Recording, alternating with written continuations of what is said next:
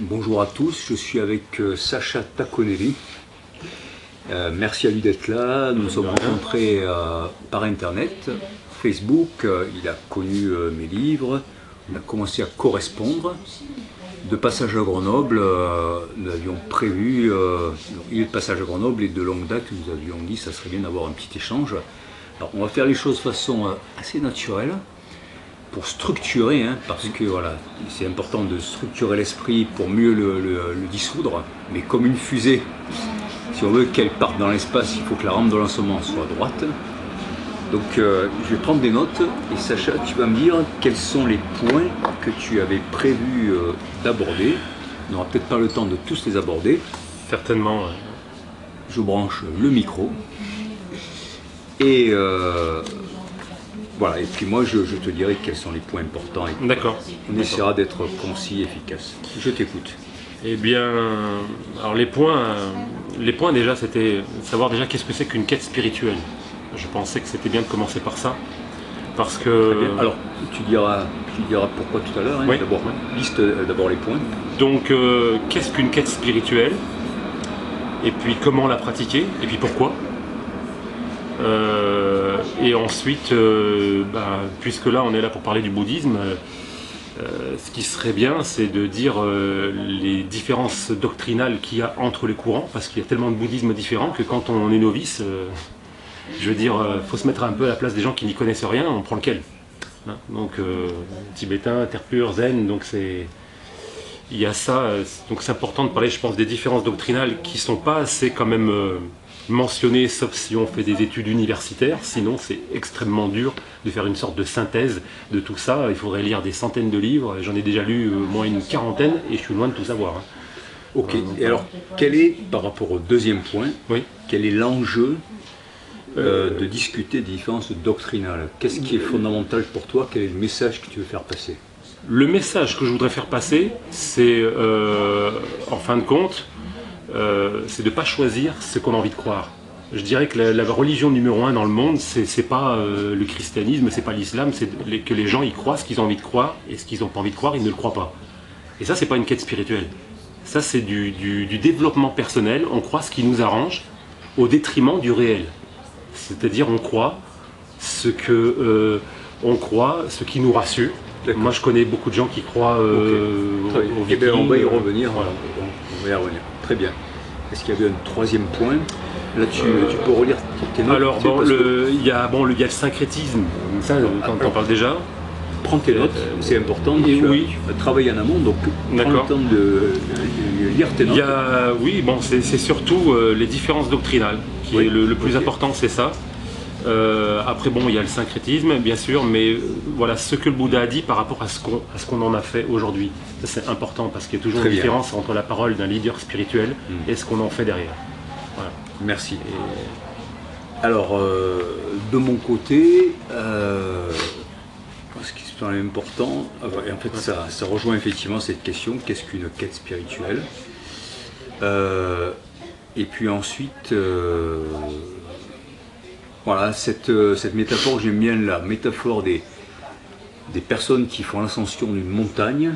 Ouais. Certains partent à l'ouest, d'autres à l'est, au nord, au sud. Chacun passe par sa voie qui peut mener au sommet. Il n'y a pas de sens pour celui qui est au nord de dire il n'y a qu'un seul chemin, c'est celui qui part du nord, alors que de l'autre côté, il y a aussi une voie. Donc voilà, pouvoir suspendre son jugement, et avec l'idée qu'on connaît l'arbre à ses fruits. Voilà. Bon, c'est une parole d'évangile. L'arbre à ses fruits. Voilà. Eh bien, très bien. Du coup, première question. Qu'est-ce qu'une quête spirituelle pour toi? Alors, à mon sens, une quête spirituelle, eh bien, c'est de ne pas s'identifier. En fait, si tu veux, je suis à l'opposé de ce que j'aurais dit il y a quelques années, c'est qu'à l'époque, j'étais plutôt un idéaliste. Et je pense qu'il ne faut pas être idéaliste, justement, vivre pour un idéal. Comme on est tous différents, eh ben, si nos idées sont différentes, ça crée des conflits. Donc, Ma vision des choses, c'est qu'il ne faut pas s'attacher à sa propre vision du monde et qu'il ne faut pas la considérer comme supérieure à quelqu'un d'autre. Ma vision du monde sur ces questions métaphysiques de d'où on vient, où on va, c'est quoi le sens de la vie, est-ce que j'existais avant mon existence, est-ce que j'existerai après ma mort, ma vision, elle vaut ce qu'elle vaut. Et je suis un simple être humain et je ne vaux pas mieux qu'un autre et pas moins qu'un autre. C'est-à-dire que ma vision, elle ne vaut pas moins que celle d'un autre, mais elle n'est pas supérieure non plus aux autres. D'accord. Alors, et donc c'est... Là c'est une définition en négatif, entre guillemets. Ok. C'est voilà, le fait de ne pas me mettre au-dessus, parce que ce qui marche pour moi n'est pas forcément bon pour les autres. Et qu'est-ce que ça serait alors en positif, cette fois? En positif, ça te ramène à l'absence de soi. Parce que je conserve cette caractéristique bouddhiste, c'est l'absence de soi, c'est-à-dire justement le fait d'être... je ne vois pas le monde comme j'ai envie de le voir. J'essaye d'être sans désir vis-à-vis du monde. J'essaye de me raccorder au réel, mais pas à ce que je voudrais qu'il soit. Donc c'est toute la différence qui fait que ça t'amène à un non-soi. Alors il y a plusieurs techniques, hein, il n'y a pas que le bouddhisme. Alors voilà, ce non-soi, est-ce que tu peux en donner une définition ou quels en sont les signes? Quels en sont les signes? Ça c'est difficile. C'est difficile parce que dans le bouddhisme on en parle, dans d'autres religions aussi, dans l'hindouisme, ils n'ont pas la même définition. Mais le non-soi, c'est le dépassement, le dépassement de soi. Il y a un dépassement physique, et moi j'ai des douleurs nerveuses depuis 30 ans, je sais ce que c'est que le dépassement physique, j'écoute plus mes douleurs, hein, sinon je ne serais même plus là. Donc il y a un certain détachement, un certain détachement de ses souffrances, de ses désirs.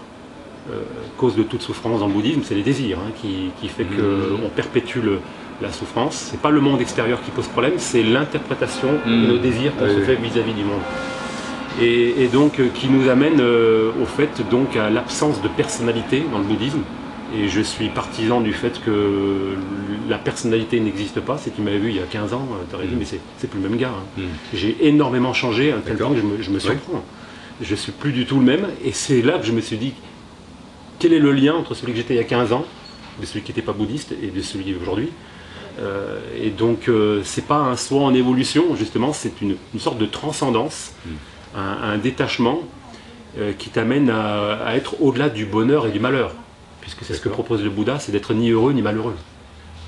Alors, le Bouddha, alors je crois que c'est le moment de... parce que ça va en partie répondre à la question qu'est-ce qu'une quête spirituelle. Oui. On va quand même rappeler les 4 nobles vérités du Bouddha et le noble octuple sentier. Oui. Tu veux le faire ou tu veux que je le fasse? Les 4 nobles vérités, tu peux le dire, hein, je les connais. Mais... Alors, ok. Donc, la première, c'est que tout est souffrance. Oui. Deuxième noble vérité, la souffrance vient de la soif d'exister. Troisième noble vérité, la cessation de la souffrance se produit avec la fin de la soif d'exister et on met fin à la soif d'exister à travers le noble octuple sentier. Alors là je vais en oublier, hein, mais il y a... Je les connais. La pensée juste, la parole juste, l'action juste, le moyen d'existence juste, qu'on appelle aussi le mode de vie juste, l'effort juste, concentration juste, méditation juste. Non, pensée, parole, action, moyen d'existence juste, concentration juste, attention juste, et après il y a les vues justes. La vue, la connaissance, troisième œil. Oui. Donc je crois que c'est à peu près l'ordre. Donc c'est... Voilà. Qu'on va retrouver sous la forme de la roue du Dharma avec les 8 rayons. Un bref résumé de la vie du Bouddha. Alors, les dates de sa naissance diffèrent selon les chercheurs, mais souvent on dit 585 avant Jésus-Christ, 496 avant Jésus-Christ, donc il aurait vécu quand même assez longtemps. Naissance dans le nord de l'Inde, aujourd'hui c'est au Népal je crois, dans le Terai, contrefort de l'Himalaya, dans une famille noble, chez un roi, un roi qui n'avait pas un immense royaume, mais quand même, prophétie comme quoi si le Bouddha allait sur un chemin spirituel, ça deviendrait le sauveur du monde, ou bien sinon ça deviendrait un souverain universel, Chakravartin, voilà. Et son père voulait que ce soit un Chakravartin, c'est-à-dire un souverain universel.